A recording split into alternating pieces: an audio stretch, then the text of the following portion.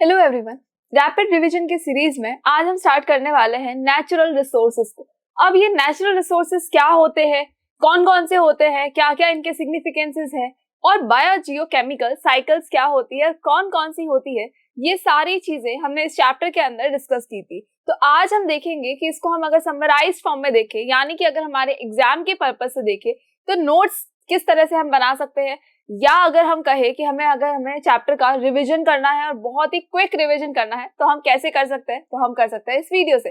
So I Lavina Kumawat welcoming you all at Scoreshala. देखो, natural resources क्या होते हैं, तो ये हमको बहुत अच्छे से पता है कि वो चीजें जो नेचर ने हमको प्रोवाइड की है और उनकी वजह से ही हमारी जो लाइफ है वो कंटिन्यूअसली चल रही है, यानी कि हम सरवाइव कर पा रहे हैं। तो उन चीजों को हम क्या कहते हैं, रिसोर्सेज कहते हैं।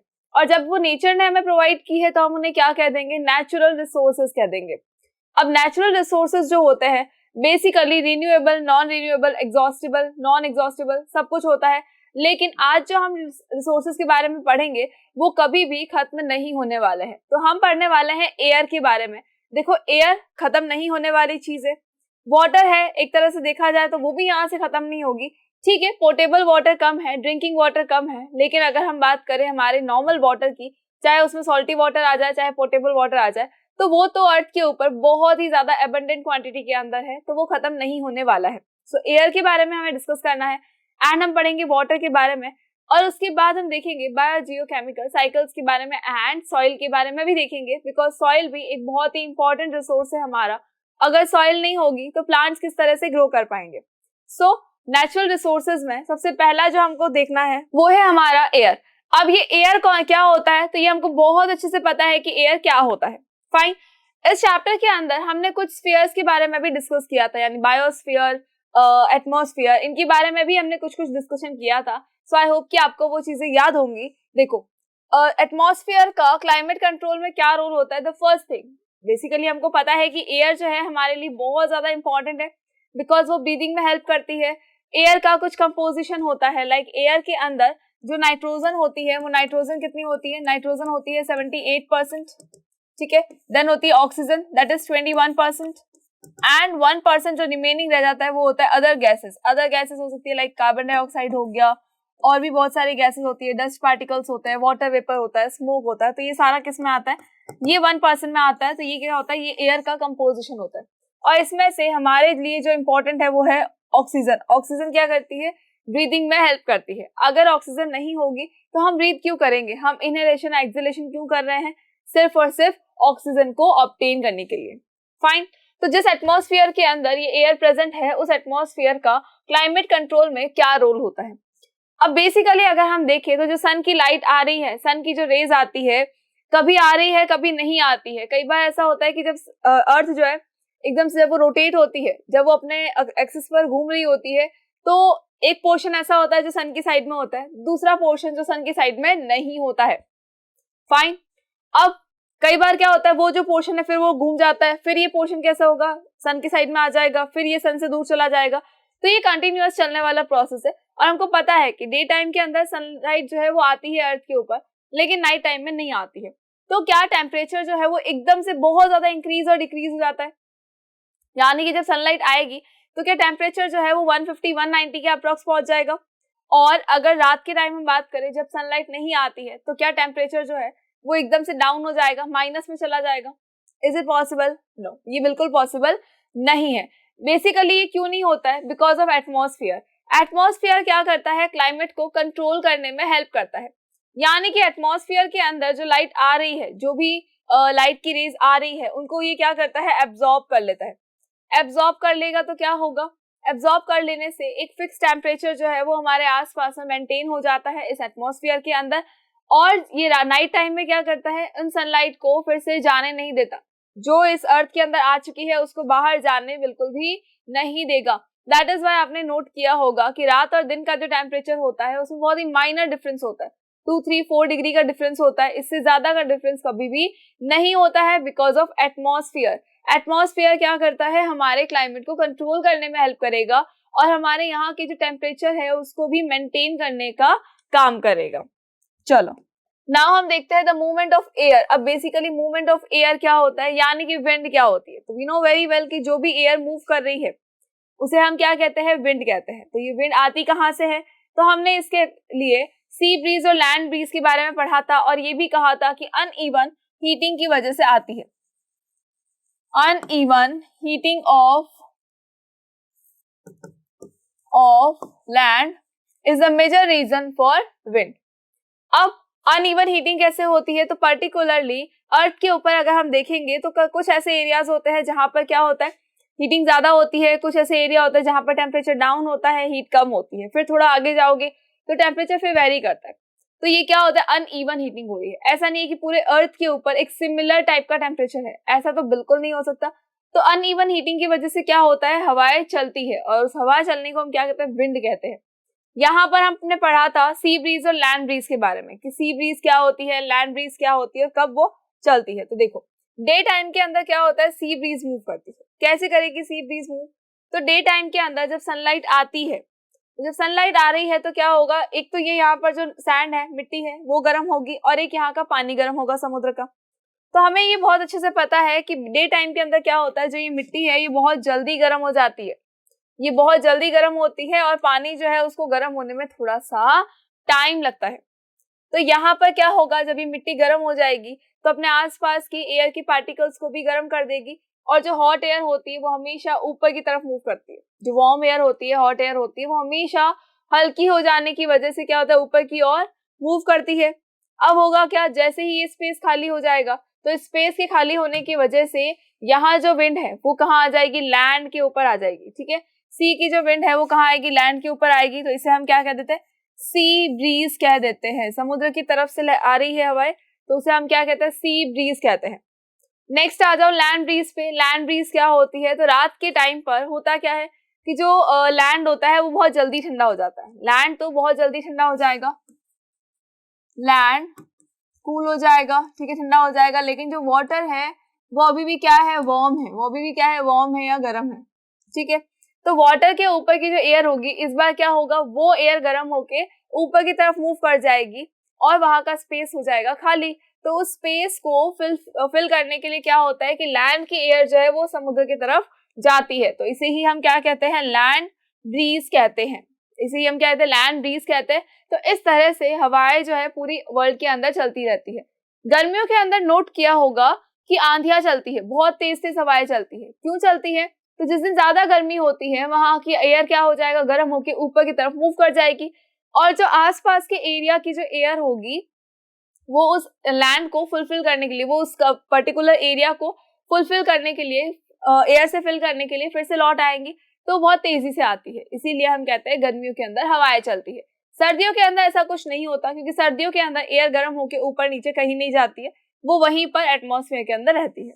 ठीक है, चलो इसके बाद हम आते हैं रेन पर कि रेन क्या होती है। तो रेन हमको बहुत अच्छे से पता है कि जितने ज्यादा हम पेड़ लगाएंगे उतना ही ज्यादा क्या होगा, बारिश होगी। क्योंकि हमने सुना है कि पेड़ क्या करते हैं, बारिश को बुलाते हैं, न्योता देते हैं, इनविटेशन देते हैं वो बारिश को। सो बारिश होती कैसे है, तो उसके लिए हमने वाटर साइकिल के बारे में सुना था कि वाटर साइकिल नाम की एक चीज होती है। क्या होता है वाटर साइकिल, तो देखो यहाँ से क्या होगा, पानी जो है वो इवेपोरेट होके उड़ जाएगा। यानी कि कोई भी जगह का पानी है वो क्या होगा, जैसे ही गर्मी होगी तो इवेपोरेट होके उड़ेगा और जब इवेपोरेशन के साथ में उड़ेगा तो उड़ने के बाद क्या होगा, और ऊपर जाएगा और ऊपर जाएगा। ऊपर गया है तो ऊपर क्या होगा, टेम्परेचर थोड़ा डाउन हो जाता है तो वहां पे क्या होगा, कंडेंसेशन होगा। वाटर वेपर जो यहाँ से ऊपर की तरफ गया है उसका क्या होगा, कंडेंसेशन होगा और उस कंडेंसेशन की वजह से क्या होगा कि पानी जो है वो फिर से, वाटर वेपर जो था वो फिर से वाटर की टाइनी ड्रॉपलेट्स में कन्वर्ट हो जाएगा। अब इन ड्रॉपलेट्स को घूमते घूमते घूमते कौन मिलेगा, डस्ट पार्टिकल्स मिलेंगे। तो डस्ट पार्टिकल्स जो है वो इसके न्यूक्लियस की तरह बिहेव करेंगे। मतलब अगर ये इसका डस्ट पार्टिकल है तो इसके आसपास में ये पूरा क्या है, पानी की जो बूंद थी वो इसके आसपास में आ चुकी है। तो वाटर वेपर किस में कन्वर्ट हो गया, वाटर ड्रॉपलेट्स में कन्वर्ट हुआ। वाटर ड्रॉपलेट जो है वो इस तरह का स्ट्रक्चर बना लेती है, अपने सेंटर में किसको ले आती है, डस्ट पार्टिकल्स को ले आती है। अब क्या होगा, सारी ही वाटर ड्रॉपलेट जो है वो एक दूसरे से मिलेंगी, ज्वाइन होगी और ज्वाइन होने पर क्या होगा, ज्वाइन होने पर थोड़ा सा क्लाउड बना लेगी। ज्वाइन होने पर क्या बना लेगी, क्लाउड्स बना लेंगी और जब ये क्लाउड्स हैवी हो जाएंगे तो प्रेसिपिटेशन की फॉर्म में यानी रेन की फॉर्म में नीचे आ जाएंगे। तो इस रेन को हमने क्या नाम दिया, प्रेसिपिटेशन नाम दिया। कैसे होता है, तो यहाँ से सबसे पहले होता है इवेपोरेशन, देन कंडेंसेशन, कंडेंसेशन से क्या होगा, इस तरह की ड्रॉपलेट्स बनेगी और इन ड्रॉपलेट से क्या बन जाएगा, क्लाउड बनेगा और इस क्लाउड की वजह से ही क्या होता है, क्लाउड जब हैवी हो जाता है तो क्या होता है, प्रेसिपिटेशन, यानी कि क्या होगा, रेन होती है। फाइन, चलो आगे बढ़ते हैं, नेक्स्ट पे आते हैं, दैट इज एयर पॉल्यूशन। देखो एयर हम सबको बहुत अच्छे से पता है और हमको ये भी पता है कि एयर पॉल्यूशन कैसे फैल सकता है, एयर जो है वो पॉल्यूट कैसे हो सकती है। अब अगर किसी के घर का कचरा है और अगर सामने की तरफ कहीं पर जाके जला दिया है तो क्या होगा, एयर पॉल्यूशन फैलेगा, बिल्कुल फैलेगा। नेक्स्ट थिंग कि हमने क्या किया, फैक्ट्रीज लगा दी है बहुत सारी, पेड़ हमने काट दिए हैं, जो पेड़ एनवायरनमेंट को क्लीन करने का काम करते हैं, एटमॉस्फेयर को साफ रखते हैं, उन्हीं पेड़ों को क्या कर दिया गया, काट दिया गया है। तो क्या होगा, एयर जो है वो पॉल्यूट हो जाएगी। जो फॉरेस्ट फायर होती है उससे भी एयर पॉल्यूशन फैलता है, आपकी फैक्ट्रीज से भी क्या फैल रहा है, एयर पॉल्यूशन फैलता है। फैक्ट्री का जो धुआं होता है उससे भी एयर पॉल्यूशन फैलता है, व्हीकल्स का जो धुआं होता है उससे भी एयर पॉल्यूशन फैलता है। जो व्हीकल्स का ब्लैक कलर का धुआं निकलता है वो भी क्या होता है, एक तरह से एयर को पॉल्यूट करने का काम करता है। ठीक है, तो एयर पॉल्यूशन के तो हमारे पास बहुत सारे वेज है। देखो ये जो स्मोकिंग कर रहे हैं इससे भी क्या होता है, एयर पॉल्यूट होती है। अब इस एयर पॉल्यूशन से होता क्या क्या है, तो एयर पॉल्यूशन से लोगों को अस्थमा हो सकता है, दमा हो सकता है, या फिर अगर हम कहें तो लंग्स में इंफेक्शन हो सकता है, स्किन एलर्जीज हो सकती है, बहुत सारी एलर्जीज हो सकती है। तो दैट इज वाई एयर को पॉल्यूट होने से रोकना होता है, यानी कि एयर पॉल्यूशन से बचाना है हमें। एयर को कैसे बचा सकते हैं, तो या तो हम ये करें कि व्हीकल का यूज ही कम कर दें, या हम फैक्ट्री का यूज कम कर दे और स्मोकिंग बिल्कुल बंद कर दे। उसके अलावा हम पेड़ बहुत ज्यादा से ज्यादा लगाए ताकि एयर जो है वो क्लीन भी होती रहे। तो आई होप कि आपको एयर पॉल्यूशन क्लियर हो गया होगा, यानी रिवाइज हो गया होगा कि हमने उसके अंदर क्या क्या पढ़ा था। नेक्स्ट एयर के बाद हमने पढ़ा था एक वंडर लिक्विड के बारे में, और वो वंडर लिक्विड कौन सा है, तो वो है वाटर। पानी जो है वो हमारे लिए एक्चुअली एक वंडर लिक्विड ही है, बिकॉज एक ऐसा लिक्विड जिसके बिना हम सर्वाइव भी नहीं कर सकते, ना ही ह्यूमन बीइंग, ना ही एनिमल एंड ना ही अदर ऑर्गेनिज्म, ना ही प्लांट्स, कोई भी पानी के बिना सर्वाइव नहीं कर सकता। हमारे लिए तो एसेंशियलिटी हमें पता है कि पानी जो है वो हमारे लिए क्यों एसेंशियल है। जो भी ह्यूमन बीइंग है या अदर लिविंग ऑर्गेनिज्म है उनके लिए वाटर की रिक्वायरमेंट क्यों है, ये हमको बहुत अच्छे से पता है। बिकॉज पानी से ही तो हमारा शरीर बना है।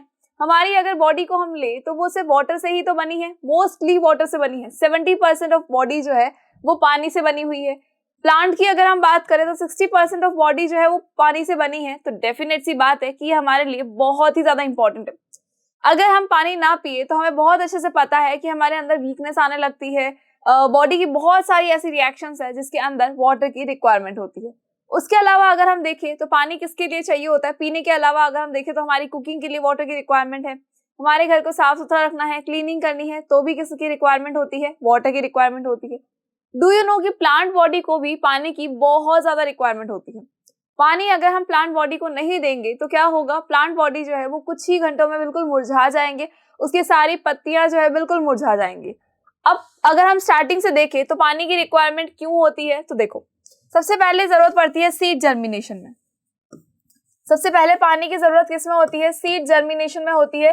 जो सीड जर्मिनेट होता है वो सीड पानी के बिना जर्मिनेट बिल्कुल भी नहीं हो सकता। अगर पानी होगा तो ही सीड जर्मिनेशन होगा, अदरवाइज सीड जर्मिनेशन नहीं हो सकता। तो सीड को जब सुटेबल कंडीशंस मिलती है तब सीड जो है वो जर्मिनेट होता है और एक छोटा सा प्लांट जो है उसमें से निकल के आता है। अब वो जो छोटा सा प्लांट उसमें से निकल के आया वो डेलिकेट सा प्लांट है, मतलब ये हमारा सीड होता है, यहाँ से एक बहुत डेलिकेट सा प्लांट, ये रूट्स, ये शूट सिस्टम होता है और ये इसका रूट सिस्टम निकल के आता है।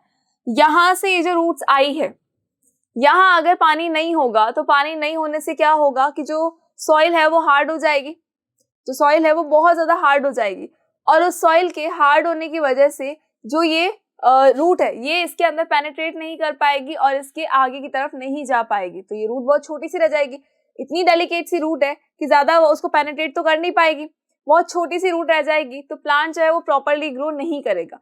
तो पानी क्या करता है, सॉइल को थोड़ा सा लूजन अप कर देता है ताकि उसके अंदर जो डेलिकेट सी जो रूट है ये बहुत इजीली इसके अंदर नीचे की तरफ जाकर फैल सके। तो हुआ ना पानी की जरूरत, बिल्कुल हुई।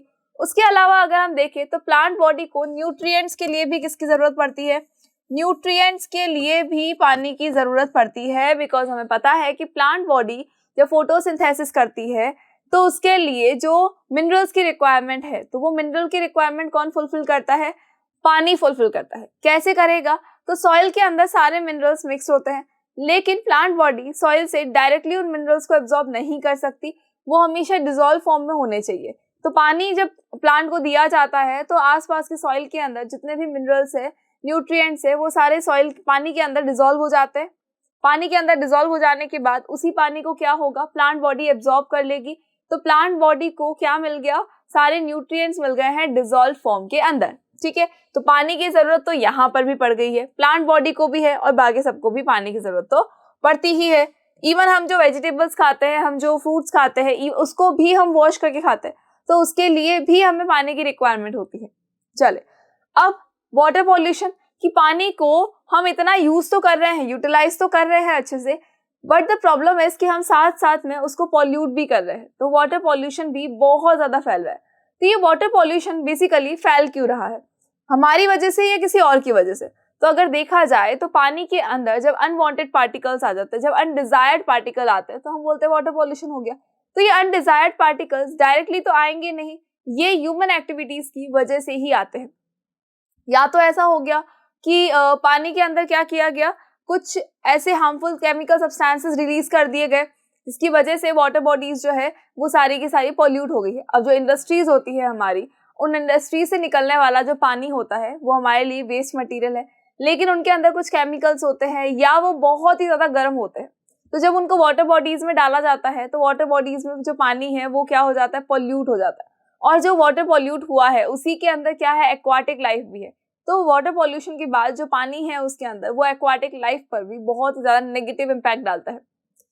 उसके अलावा अगर हम देखें तो पानी को पॉल्यूट करने के बहुत सारे वेज है हमारे पास में। बहुत सारे वेज कैसे है, जो हमारे घर का डोमेस्टिक वेस्ट निकलता है, अगर उसको भी हमने वाटर के अंदर रिलीज कर दिया है तो क्या होगा, वाटर पॉल्यूशन फैलेगा।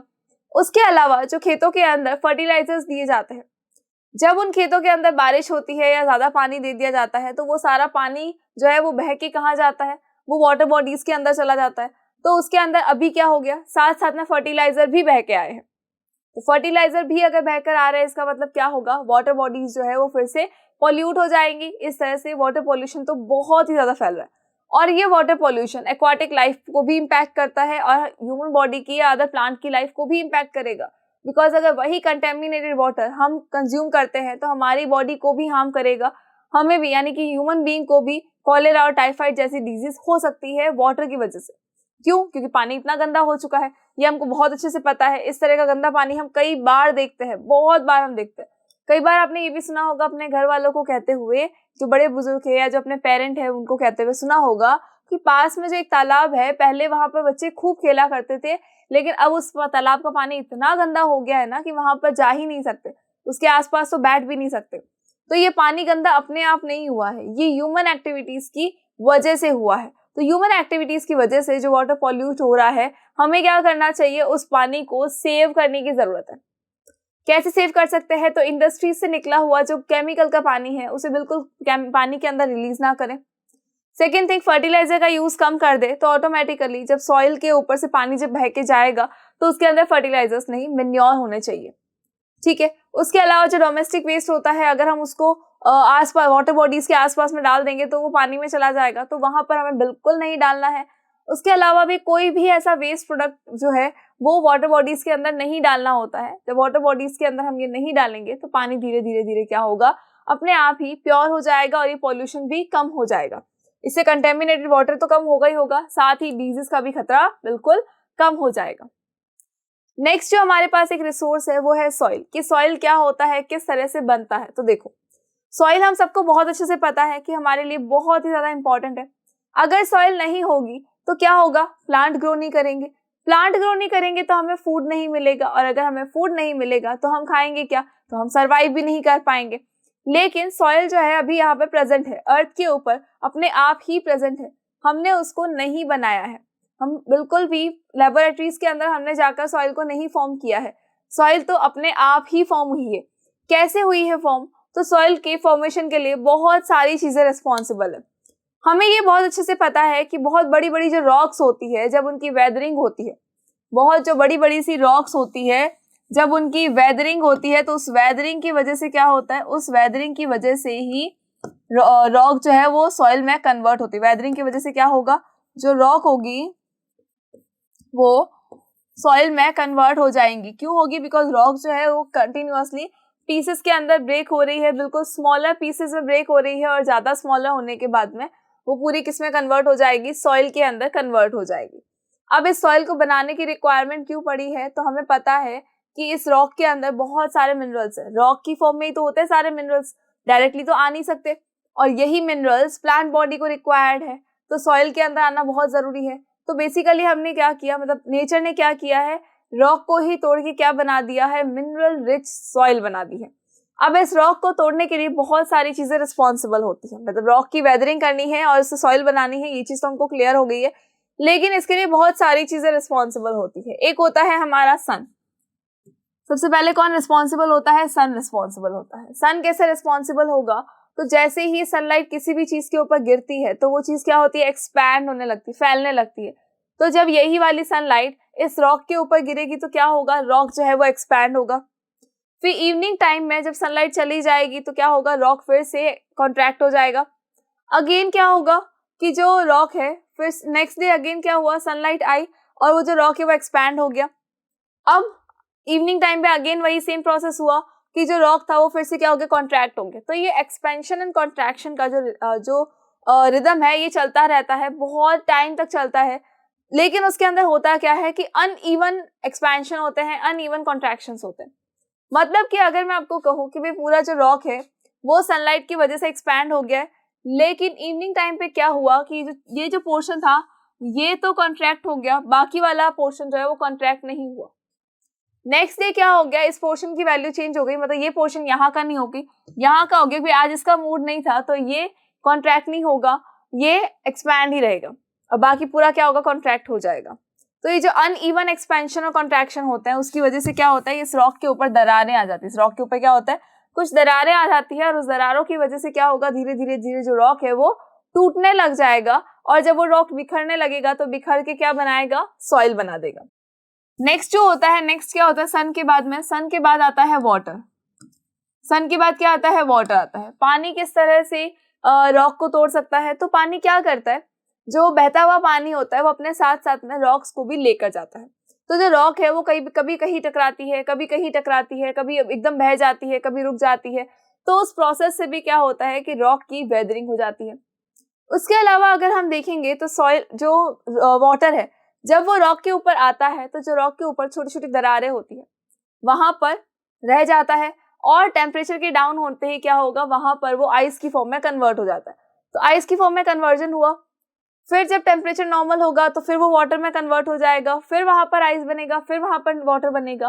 तो इस आइस एंड वाटर के खेल में क्या होता है कि थोड़ा सा एक्सपेंशन और कॉन्ट्रैक्शन होता है, और उस एक्सपेंशन और कॉन्ट्रैक्शन की वजह से क्या होगा कि जो रॉक है उसकी जो दरार थी, जो बहुत माइनर थी, वो और बढ़ती चली जाती है, और धीरे धीरे धीरे वो रॉक जो है वो सॉइल में कन्वर्ट हो जाती है। Next thing is wind.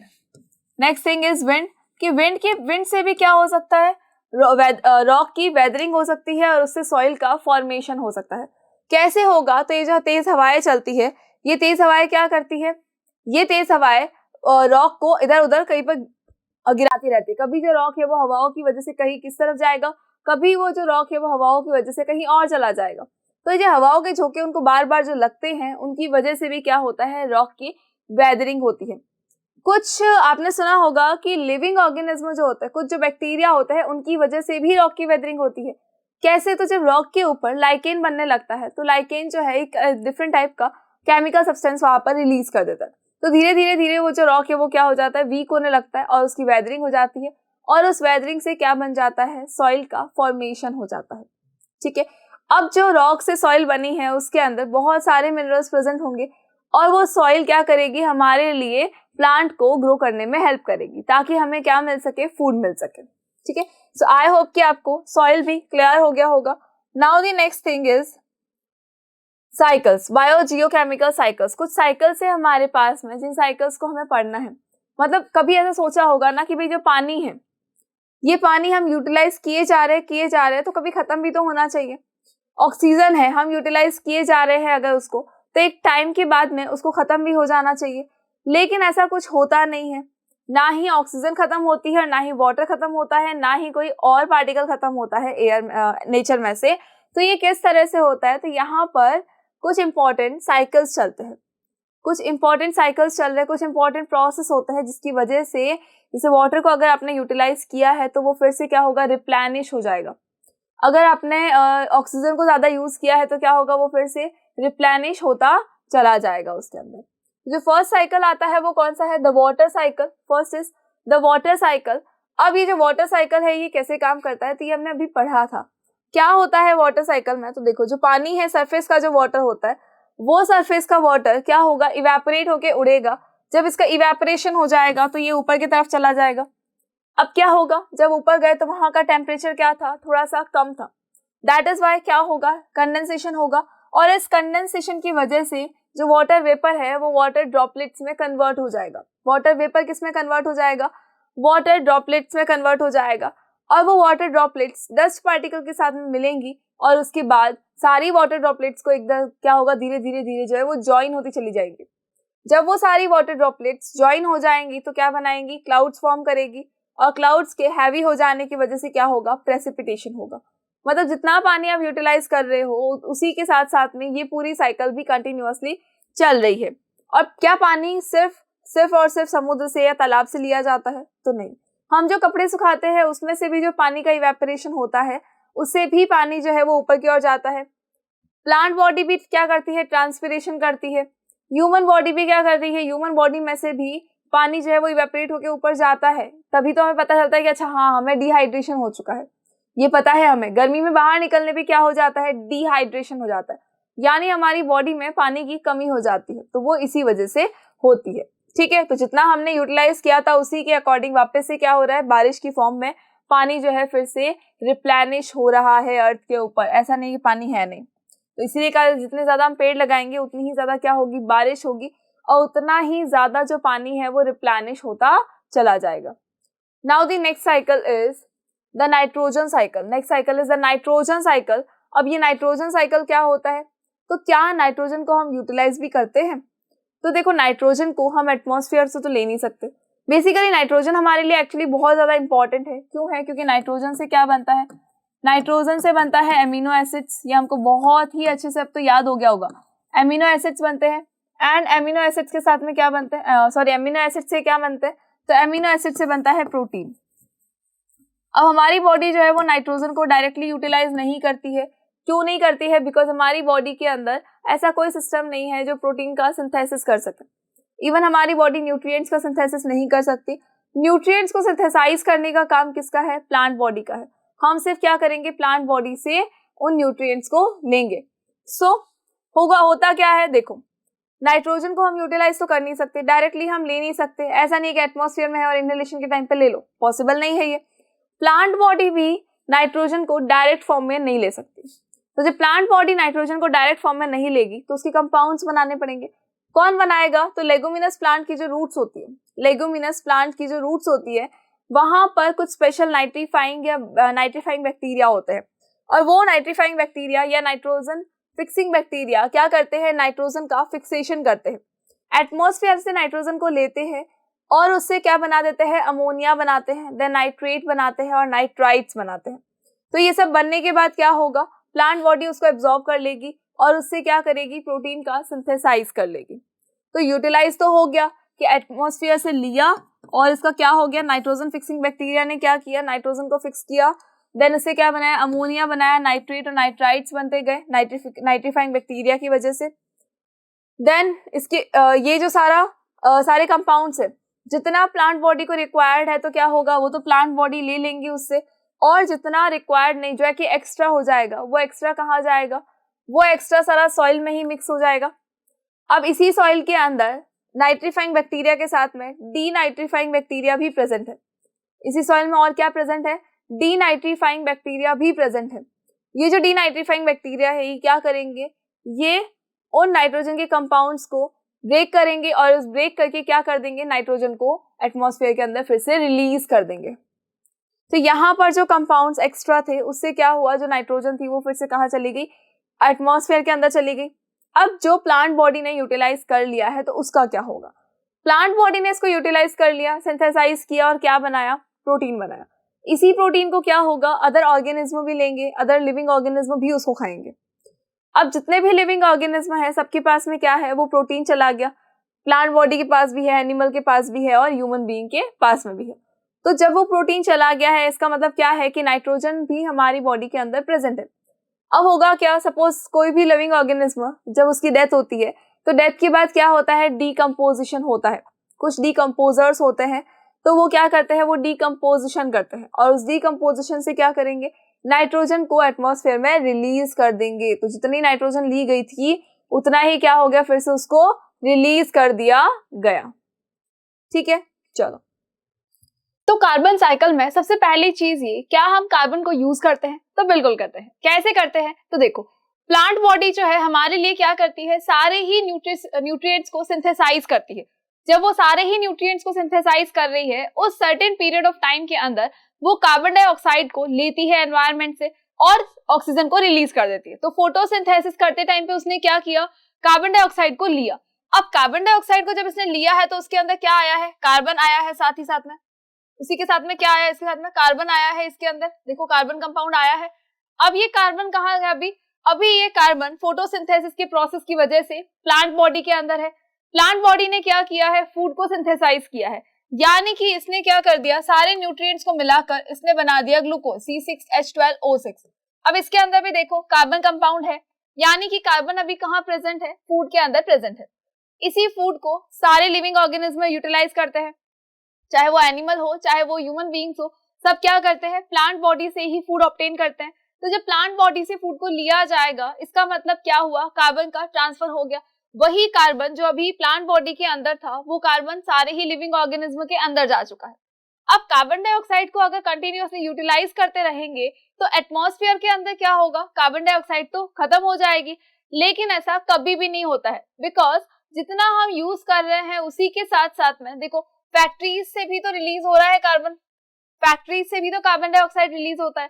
Plus हम जो रेस्पिरेशन करते हैं उसके अंदर भी हम क्या करते हैं, सिर्फ ऑक्सीजन को लेते हैं और कार्बन डाइऑक्साइड को रिलीज कर देते हैं। तो यहाँ पर देखो हमने क्या किया, कार्बन डाइऑक्साइड को रिलीज कर दिया है। तो जितना हम यूटिलाइज कर रहे हैं उसके अकॉर्डिंग हम उसको रिलीज भी कर रहे हैं।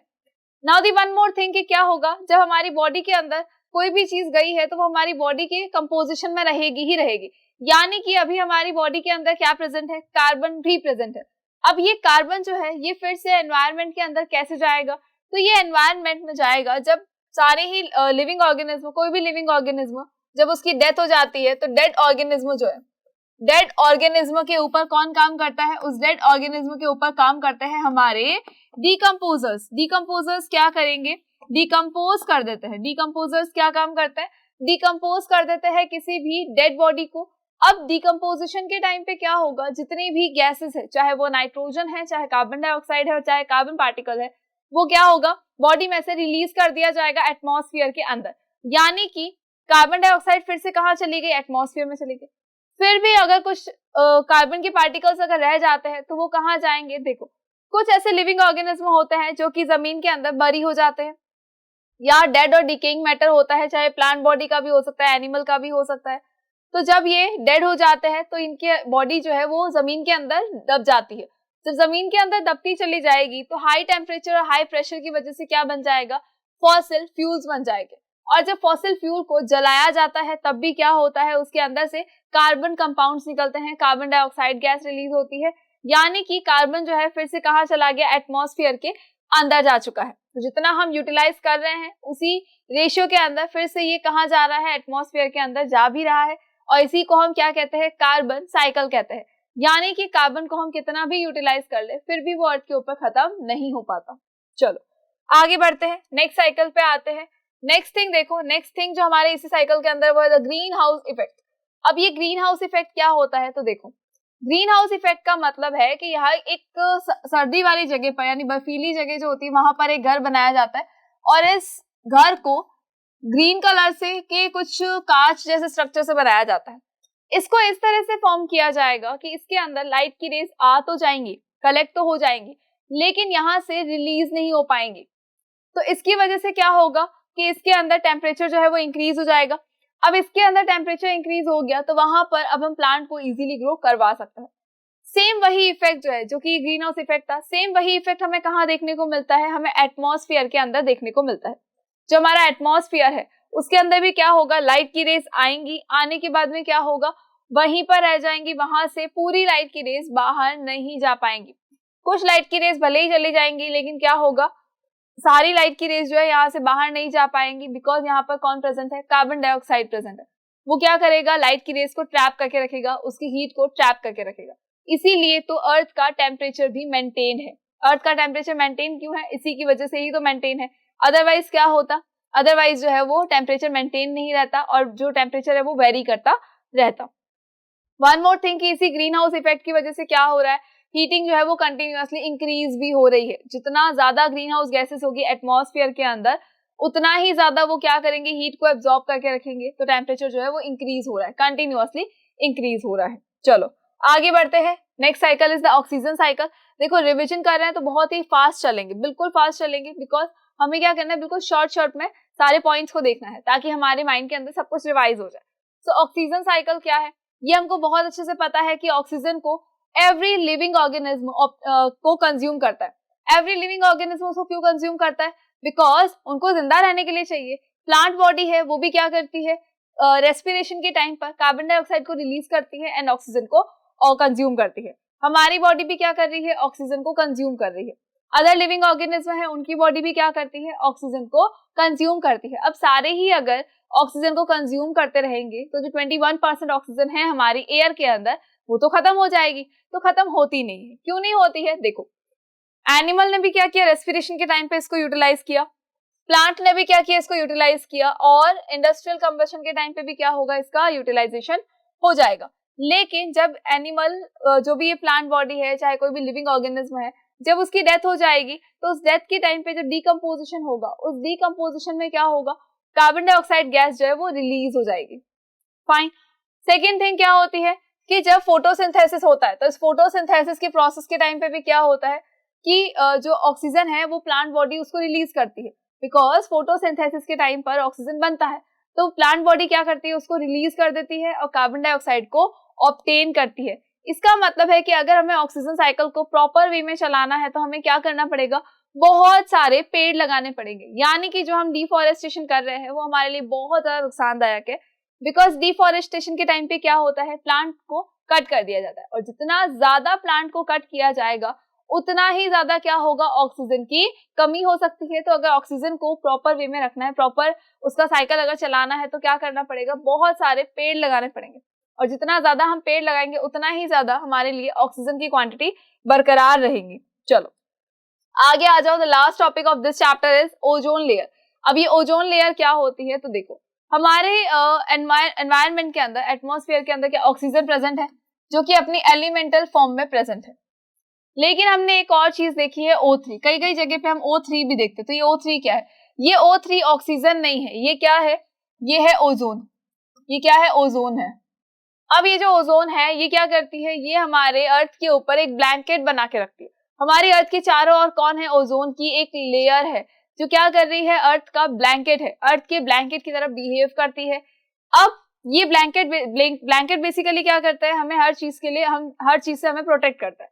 तो वैसे ही ये जो ब्लैंकेट है हमारे ओजोन लेयर का, ये क्या करेगा, तो ये सन से आने वाली जो यूवी रेज होती है, जो अल्ट्रा वायलेट रेज होती है, उनको एब्जॉर्ब कर लेगा। फाइन। एब्जॉर्प्शन से क्या हुआ, हमारे यहाँ का टेम्परेचर जो है वो मेंटेन्ड है, ज्यादा नहीं बढ़ा है। अगर यूवी रेज डायरेक्ट हमारे अर्थ के ऊपर आएगी तो बहुत ज्यादा हार्मफुल होती है। That is why ozone layer क्या करती है, सारी यूवी रेज को एब्जॉर्ब कर लेती है ताकि वो हम तक ना पहुंच पाए।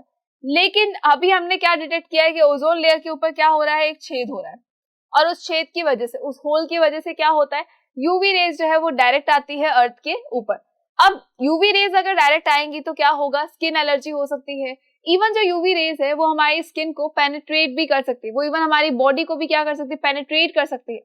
पेनिट्रेट का मतलब होता है छेद के निकल जाना, और ये कैंसर को भी कॉज करता है, बहुत सारी प्रॉब्लम्स होने लग जाती है, सनबर्न भी हो सकता है इससे। तो बहुत सारी प्रॉब्लम्स किसकी वजह से हो रही है, यूवी रेज की वजह से हो रही है। यानी कि अगर ओजोन लेयर के अंदर जो होल है उसको अगर कंप्लीट भर दिया जाए तो फिर से हम सेफ है। लेकिन अगर वो होल कंटिन्यूअसली इंक्रीज होने वाला है, इसका मतलब है कि हम बिल्कुल भी सेफ नहीं है। वहां से जहां जहां पर होल होगा वहां से क्या होगा, जो यूवी रेज है वो कंटिन्यूअसली इसके अंदर डायरेक्टली आ पाएगी अर्थ के ऊपर और हमसे भी मिल पाएंगी, और हमसे मिलेंगी तो हमें तो नुकसान ही है। चलो, और ये यूवी रेज जो है, जो ये ओजोन लेयर है, ये डिप्लेट क्यों हो रही है, क्यों इस ओजोन लेयर के अंदर होल आ रहा है? तो ओजोन लेयर डिप्लेशन का सबसे बड़ा रीजन कौन है? सीएफसी। सीएफसी मींस होता है क्लोरोफ्लोरोकार्बन। ये क्लोरोफ्लोरोकार्बन हमें कहाँ मिलता है? तो ये हमारे रेफ्रिजरेटर्स में आता है। इसकी वजह से भी क्या हो रहा है? ओजोन लेयर में होल हो रहा है। कार्बन डाइऑक्साइड का लेवल इंक्रीज होने की वजह से भी क्या हो रहा है? ओजोन लेयर डिप्लेशन हो रही है। तो ओजोन लेयर डिप्लेशन के बहुत सारे ऐसे रीजन है, तो हमें उनको क्या करना होता है? बेसिकली हमें उनको रोकना होता है। तो जितना ज्यादा हम उनको कम करने की कोशिश करेंगे, उतना ही ज्यादा हम ओजोन को हील कर पाएंगे, और जितना हमारा ओजोन हील हो जाएगा, उतना ही ज्यादा हमारी बॉडी जो है वो सेफ रहेगी यूवी रेज से। तो यूवी रेज को से हमें प्रोटेक्शन कौन करता है? ओजोन लेयर करती है। ठीक है, सो आई होप कि आपको ये चैप्टर क्लियर हो गया होगा। अब इस चैप्टर के अंदर आपको कोई भी डाउट नहीं आने वाला है, और जितना ज्यादा हो सके इस चैप्टर को कंटिन्यूअसली रिवाइज करते रहे, सारे ही चैप्टर्स को कंटिन्यूअसली रिवाइज करते रहे, ताकि एग्जाम के अंदर हम कुछ भूले नहीं। Thank you so much.